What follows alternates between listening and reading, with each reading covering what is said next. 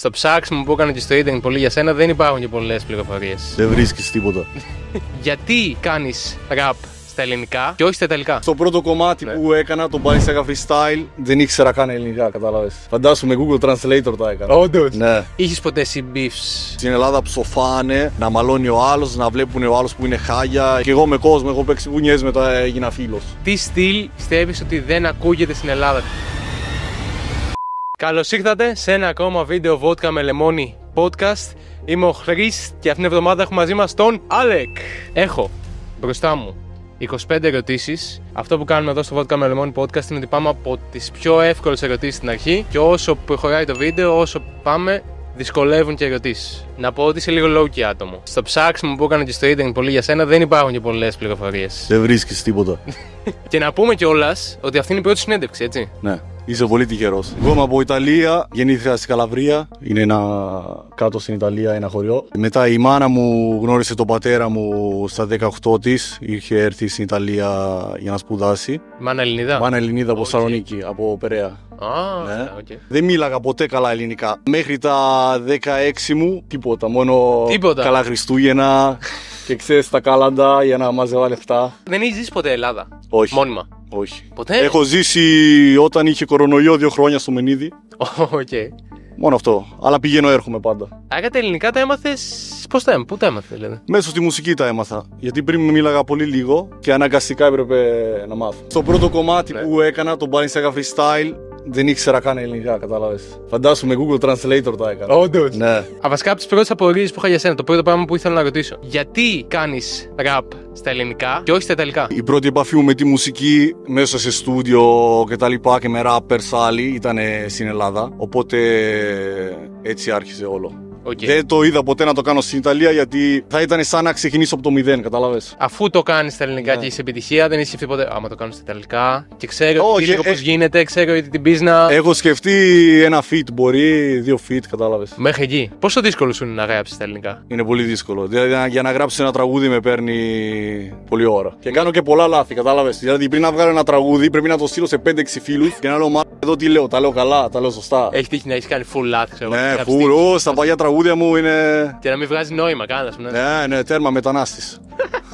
Ταυτόχρονα όμως πιστεύω αυτό είναι καλό για σένα ότι κάνεις τα ελληνικά, γιατί διαφοροποιείς από τους άλλους, κατάλαβες. Βέβαια. Σαν marketing, ας πούμε, ότι είσαι ο Ιταλός, Ελληνοϊταλός που έχει την Ιταλική προφορά αλλά κάνει στα ελληνικά, ναι. Σε ξεχωρίζει από τους άλλους, δεν υπάρχει κανένας. Ναι, γιατί δεν μιλάω καλά ελληνικά.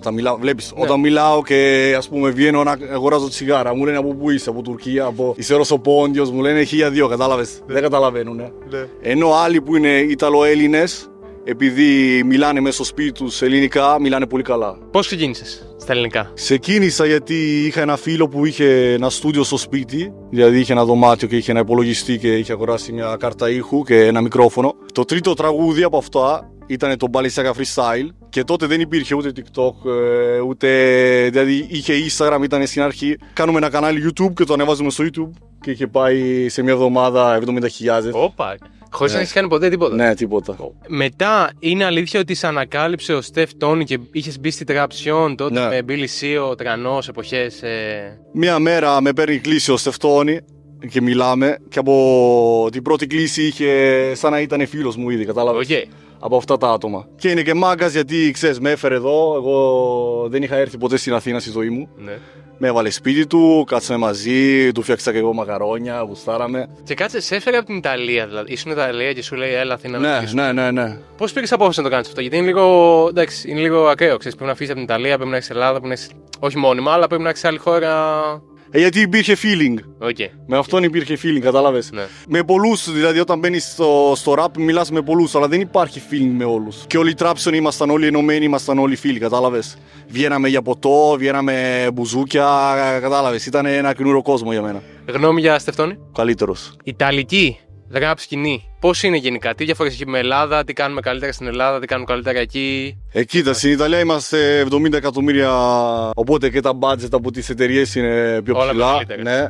Τα στούντιο είναι καλύτερα, χωρίς να πω ότι στην Ελλάδα είναι καλό, αλλά κατάλαβες, όταν φτάνεις σε ένα level που είναι πολύ ψηλά, όλα είναι πολύ ψηλά. Στην Ελλάδα υπάρχει κάτι που να έχεις δει να κάνουμε εμείς καλύτερα? Από την Ιταλία. Το ότι κάνεις μουσική με κάποιον και μετά βγαίνεις και αράζεις και είσαι φίλος. Okay. Στην Ιταλία δεν είναι λίγο πιο business? Δεν υπάρχει.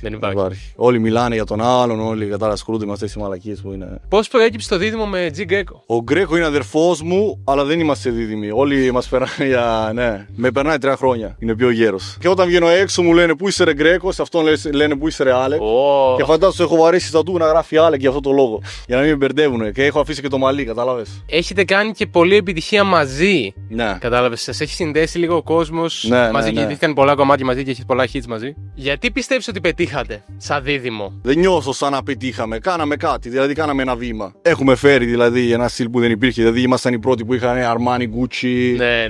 Αυτό και το γάμι με έναν τρόπο για να πας να το δεις. Μέχρι και σήμερα είναι culture αυτό το βίντεο, κατάλαβες. Φέραμε ένα στυλ που ήταν πιο πολύ ευρωπαϊκό, αλλά το φέραμε το 2020. Δεν το φέραμε σήμερα. Δηλαδή σήμερα όλοι παίρνουν έμπνευση από ό,τι γίνεται στην Ισπανία, στην Ιταλία. Εμείς ήδη, μα όχι γιατί είμαστε ξεχωριστοί. Γιατί από εκεί ερχόμαστε, κατάλαβες. Έχεις δει καθόλου, χωρίς να πεις ονόματα ή οτιδήποτε, ναι. Έχεις δει στην Ελλάδα να παίρνουν από Ιταλία καθόλου έμπνευση? Ναι, full. Μα δεν είναι κάτι κακό. Καλά κάνουνε. Ανεβάζουν το επίπεδο, κατάλαβες. Δηλαδή, εγώ όταν το βλέπω, χαίρομαι. Όλα τα άλλα τραγούδια που πάνε viral, ξέρεις, TikTok, αυτές οι εφαρμογές είναι κάποιοι που σήμερα είναι, αύριο δεν είναι. Δηλαδή, εγώ έχω λίγους φανς, μα αυτοί οι λίγοι τρελαίνονται για μένα.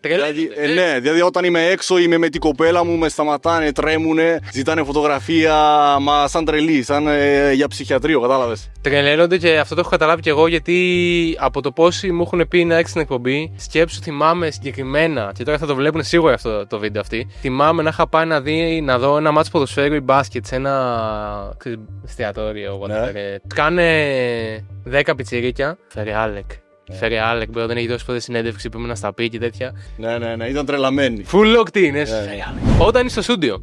Ναι. Καλή ώρα. Σκέφτεσαι καθόλου όταν κάνεις ένα κομμάτι αν θα πάει καλά στο TikTok, αν θα βγει κάποιο sound? Κατάλαβες, μπαίνει καθόλου στο μυαλό σου αυτό πώς θα το κάνεις marketing ή όχι? Κοίτα, αυτό με το TikTok είναι ένα πράγμα που το έχω αφήσει πίσω μου, γιατί τι έγινε. Εγώ έχω 2 κινητά, ιταλικό και ελληνικό. Μια μέρα πήρα, όχι χωρίς πλάκα, μια μέρα πήρα την ελληνική κάρτα, την έβαλα στο ιταλικό κινητό και το TikTok πέθανε. Δεν ξέρω, το αλγόριθμο, κατάλαβες, ένα πρόβλημα έτσι. Να μπει στο τρυπάκι, θα κάνω το κομμάτι, μόνο να χιτάρει, το καταλαβαίνω, φέρνει λεφτά, φέρνει πράγματα, αλλά με κάποια κομμάτια μου που έχω κάνει, που τα έχω κάνει μόνο και μόνο για να πάρω πιο πολύ κόσμο, για να με ακούει πιο πολύ κόσμο. Και αυτός, ναι, σου φέρει με επιτυχία, αλλά μετά νιώθεις σαν ρομπότ. Δηλαδή ένιωσα σαν ρομπότ, γιατί έκανα κάτι που δεν με άρεσε, έκανα κάτι που δεν ήθελε τον εαυτό μου. Όταν είχα αρχίσει, έκανα ένα κομμάτι, μ' άρεσε, το άκουγα και το πέταγα έτσι όπως ήταν. Ναι. Δηλαδή χάθηκε όλο αυτό, κατάλαβες. Όσοι είναι από το 2020 και πριν μπορούν να με καταλάβουν, κατάλαβες. Ναι. Γιατί μπαίνει στο τρυπάκι μετά και στη φάση, ωραία, τι θέλει να ακούσει ο κόσμος, άστο τι θέλω εγώ. Ναι, τι θέλει να ακούσει ο κόσμος, πρέπει να κάνω αυτό. Μετά πρέπει να κάνω αυτό το κομμάτι. Και σήμερα είναι έτσι. Όσο πιο κολλητικό, όσο πιο χαζό. Μα δεν το λέω με κακία, είναι έτσι. Τα χρόνια αλλάζουν, η μουσική αλλάζει και δυστυχώς είναι έτσι. Γι' αυτό εγώ σου λέω αγαπώ τους φανς μου, γιατί ό,τι και να κάνω είναι πάντα εκεί για μένα, κατάλαβες. Και να κάνω κάτι που δεν είναι εμπορικό, αγαπάνε το character, πώς να το πω. Όπως στην Ελλάδα έχει ανεβεί η φάση του τραπ τα τελευταία χρόνια, ναι. Έχει γίνει το ίδιο στην Ιταλία? Ναι, full. Υπάρχει και η ίδια τρέλα όπως έχουμε εδώ, ξέρω εγώ, στα κανάλια και στους μεγαλύτερους και αυτά, ότι τα παιδιά μας ακούνε τραπ, ακούνε ράπεξ και τέτοια? Υπάρχει το ίδιο στην Ιταλία? Εδώ το κάνουν πολύ κουτσομπολιό αυτά. Μπορεί να ανοίξει τη τηλεόραση και να μιλήσει ο άλλος 3 ώρες. Ο ράπερ έκανε αυτό, έκανε εκείνο το άλλο. Μα καθημερινά συμβαίνουν πράγματα. Όποιος είναι έξω ξέρει, συμβαίνουν πολλά πράγματα. Κάνει μόνο καλό η τραπ μουσική αυτό το πράγμα, να ξέρεις. Διαφήμιση. Ναι, δεν κάνει κακό. Διαφήμιση, ναι. Δεν κάνει κακό. Με ποιον Έλληνα καλλιτέχνη θα ήθελες να κάνεις feat και δεν έχεις κάνει ακόμα? Εμένα μου αρέσει πολύ αυτό το καιρό, ακούω πολύ Lex, full. Και εγώ δεν ήμουν ποτέ τέτοιος. Ναι. Δηλαδή αυτό το τελευταίο δίσκο που έβγαλε, κατάλαβες, σε δίνει και έμπνευση και είναι πολύ καλό. Πώς να το πω, σε βοηθάει σε κάποια πράγματα, άμα είσαι ψυχολογικά κάτω ή άμα έχεις κανένα πρόβλημα, είναι πολύ καλό. Και εγώ δεν το εκτίμησα αυτό το στυλ μέχρι που δεν έκατσα να το ακούσω. Κατάλαβες, μέχρι που δεν έκατσα να ακούσω αυτό το άλμπουμ δεν το εκτίμησα, γιατί τα πιο παλιά σε boom bap beat, εγώ είμαι και τύπος που άμα δεν μ' αρέσει το beat δεν μπορώ να ακούσω. Okay, ναι. Ενώ αυτά είναι πιο φρέσκα τα beat. Ναι. Και τότε μ' άρεσε full. Okay. Ποιο είναι το μεγαλύτερο λάθος που έχεις κάνει? Κάποια κομμάτια που δεν ήθελα ποτέ να κυκλοφορήσω και μετά είχα κόσμο απέναντι που έλεγε όχι, γαμάει αυτό το κομμάτι, βγάλ' το. και άκουσα τους άλλους. Δεν έπρεπε. Τα πρώτα τραγούδια, για να γράφω ένα τραγούδι, έπαιρνα 6-7 ώρες στο στούντιο. Τώρα μπορεί και σε 2 ώρες να έχω γράψει τραγούδι. Που 2 ώρες είναι ακόμα πολύ, καταλαβες. Αλλά πρέπει να πάρω τηλέφωνο τον έναν, να του πω: εδώ το λέω καλά, το λέω λάθος. Εδώ πώς είναι, εδώ πώς ακούγεται. Η ιταλική κουλτούρα είναι λίγο cool. Γενικά. π.χ. ειδικά Godfather και Tony Soprano και έτσι. Ας πούμε, εγώ το Soprano είναι από τις αγαπημένες σειρές. Δεν ξέρω. Ναι. Έχεις δει, σίγουρα. Ναι, βέβαια. Μα αυτό είναι το stereotype ιταλικό στην Αμερική. Καμιά σχέση με τον Ιταλό. Το Ιταλό είναι ακόμα πιο σκληρό, κατάλαβες. Ναι. Αυτή είναι άλλο πράγμα και είναι. Το κάνανε full επειδή είναι Αμερικάνοι, κατάλαβες. Ιταλοαμερικάνοι είναι δηλαδή έτσι ή όχι? Βασικά, Τι εννοείς? Ιταλοί με Ιταλοί στην Αμερική έχουν διαφορά. Αυτό που Ναι, αυτό λέει όπως οι Έλληνες και οι Έλληνες στην Αμερική. Ναι, τέτοια φάση. Έχεις νιώσει ότι δεν σε σεβάστηκε κάποιος ποτέ στη βιομηχανία? Όχι, ποτέ. Γιατί δεν έχω παρεδώσει με κόσμο. Δηλαδή, όποιος είναι φίλος, θα βγω. Υπάρχουν και πολλά άτομα που κάνω follow, αλλά δεν βγαίνω, κατάλαβες. Από labels έχει τύχει, ξέρεις, να κάνεις meetings, να σου λένε έλα εδώ, ξέρω. Εγώ είμαι στη Μήνος. Έχει τύχει πριν πει στη Μήνος, ξέρεις, να σου πει ο ένας έλα εδώ, ναι, όχι έλα εδώ με μένα, όχι έλα εδώ με μένα, θα σου δώσω τάδε. Βέβαια, έχει τύχει. Τι στυλ πιστεύεις ότι δεν ακούγεται στην Ελλάδα, τι δεν γουστάρεις σε rap φάση? Δηλαδή όταν τα ακούς και λες όπα, τι δεν κάθομαι ποτέ, κατάλαβες, να λέω όπα τη μαλακία, όπα το ένα το άλλο, γιατί κάθε μέρα βγαίνει τόση μουσική. Δηλαδή αυτό πρέπει να το κρίνει ο ίδιος ο καλλιτέχνης. Όπως σου είπα και εγώ, έχω για τον αυτό μου, για κάποια κομμάτια λέω είναι μαλακία. Κάποιος μπορεί σήμερα να γράψει μια μαλακία και αύριο μπορεί να γράψει κάτι που είναι καλό. Είμαι εγώ, πακά και φανέλα Ιταλίας, είμαι εγώ ένα label στην Ιταλία. Και σου λέω Άλεκ, στην Ελλάδα, έλα στην Ιταλία, σου έχω ό,τι ποσό θες σε λεφτά, γύρνα το σε ιταλικό στίχο. Στην Ελλάδα, θα το κάνεις? Βέβαια. Ναι. Γιατί με τα λεφτά κάνεις πολλά πράγματα, βοηθάς και φίλους, κατάλαβες. Ναι.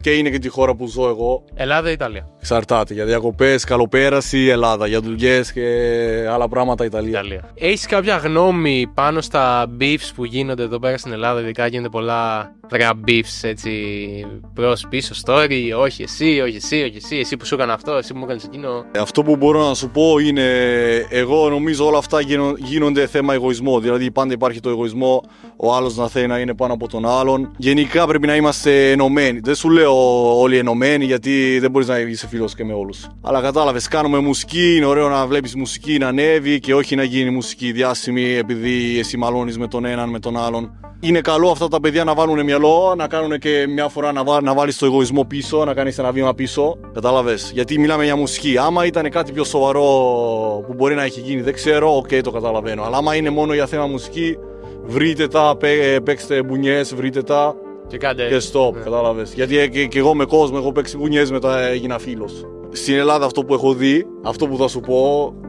Διαφορά η Ελλάδα-Ιταλία, που στην Ελλάδα ψοφάνε για αυτά που γίνονται. Να μαλώνει ο άλλος, να βλέπουν ο άλλος που είναι χάγια ή να μην περνάει καλά. Αυτό είναι κακό, κατάλαβες, γιατί φέρνει νούμερα, φέρνει hype, αλλά σε αυτόν που ζει εκείνο το πράγμα, εκείνη την ώρα μπορεί να του φέρει και κακά ψυχολογικά, κατάλαβες. Ναι. Οπότε είναι καλό αυτά τα παιδιά να κάτσουν σε ένα τραπέζι, να τα βρούνε και να σταματήσουν όλο αυτό το πράγμα. Νιώθεις ότι μπορεί κάποιοι να το βλέπουν σαν business, ας πούμε, να κάνουν ένα beef, να ανέβω λίγο τα νούμερα, κατάλαβες, να πω κάτι για τον άλλον? Εγώ νιώθω ότι στην αρχή γίνεται για ένα χαζό λόγο και μετά γίνεται για αυτό το λόγο. Δηλαδή, ναι, μετά γίνεται σαν μια αρρώστια, κατάλαβες. Όσο πιο πολύ το κάνεις, παίρνεις νούμερα. Γιατί είναι δύσκολο, δηλαδή. Ναι. Άμα κάνεις λίγο το beef, βλέπεις ξαφνικά, ξαφνικά έχω συν 10k Instagram follow, ναι, συν πόσα streams επειδή έγινε θέμα με τον άλλον. Βέβαια. Μετά σου λέει κάτσε μου, γιατί να μην το ξανακάνω και πάλι. Κατάλαβες, γίνεται λίγο. Ναι. Σαν αυτό που είπες, σαν αρρώστια και σαν addiction κάπως. Ναι. Αλλά το καλό, κατάλαβες, είναι να τα βρούνε, να κάτσουν στο τραπέζι να τα βρούνε, γιατί τέλος την ημέρα κάνουν μουσική όλοι και να ασχολούνται με τη μουσική, κατάλαβες. Αυτό είναι καλό, να είναι ενωμένοι, κατάλαβες. Να πω σε αυτό το σημείο να κάνεις subscribe στο κανάλι Χρήστ. Έχουμε κάνει βότκα με λεμόνι εδώ με Στεφτόνι, με Αρά, με τέτοιο. Τώρα είναι με Άλεκ. Και Άλεκ, θέλω να ευχαριστήσουμε 3 subscribers του καναλιού. Κωνσταντίνο Α. Ευχαριστώ Κωνσταντίνο Α, αγάπας και είσαι δυνατός. Ελένη και Κωνσταντίνος Τσομπανάκης. Άλλος Κωνσταντίνος, δεν ξέρω τι. Ευχαριστώ, Κωνσταντίνο. Πολλοί Κωνσταντίνοι πέσανε. Είχες ποτέ εσύ beefs μες στη φάση? Όχι. Σκηνή? Όχι. Τίποτα. Με κάποιον άλλον έτσι να υπαχθείς, Τίποτα. να πεις αυτός είπε για μένα? Μπορεί και με κάποιον να έχω βριστεί, αλλά μετά τα βρήκαμε και. Okay. Μέχρι εκεί. Γιατί εγώ είμαι τέτοιος τύπος. Δηλαδή, έχω πρόβλημα με τον άλλον, θα του πω που είσαι, να βρεθούμε. Μην ανακατεύεις τρίτους, τέταρτους, γιατί αυτό έγινε της μόδας να ανακατεύεις άλλα άτομα. Θα του λέω, ξέρω ήδη που να τον βρω, κατάλαβες. Λοιπόν, να βρεθούμε μαλάκα σαν άνθρωποι να μιλήσουμε. Stop. Ούτε θα βγεις Instagram. Άμα είναι, γι' αυτό σου έλεγα, άμα είναι κάτι που είναι προσωπικό, που εγώ σε έχω κάνει κάτι κακό σε σένα, στην οικογένειά σου, εκεί καταλαβαίνω. Αλλά όλα τα άλλα μπορείς πάντα να τα βρεις. Μαγειρεύεις καλά γενικά? Σίγουρα. Έχεις το ιταλικό στοιχείο το τέτοιο? Επειδή σε έχω βρει Ιταλό μπροστά μου και θέλω να σε ρωτήσω. Τι πίτσα προτιμάς? Μ' αρέσει λεπτή πίτσα, μοτσαρέλα μπούφαλα Ιταλός, ναι. και προσούτο κρούντο και ρόκα. Θα με βρήσεις αν σου πω ότι μου αρέσουν οι Αμερικάνικες αφράτες, ψωμί, πίτσες? Είσαι για τον αυτές με πολύ λάδι, Φουλ. Όχι, δεν κάνει καλό αυτό. Αυτό είναι πλαστική με λάδι. Νιώθετε να το λες αυτό σε έναν Ιταλό, είναι σαν να του βρίζεις το τέτοιο, να του λες. Είναι κακό γιατί μετά για να το κατεβάζεις πρέπει να πεις 5 κοκακόλες. Ναι, ισχύει. Κατάλαβες. Ενώ αυτή, άμα έρθεις μια μέρα στο Μιλάνο, θα σου πω εγώ σε ένα εστιατόριο, σου κάνω τραπέζι, μια πίτσα τόση που θα θες και δεύτερη. Ναι. Γιατί είναι σαν να τρως τίποτα, κατάλαβες.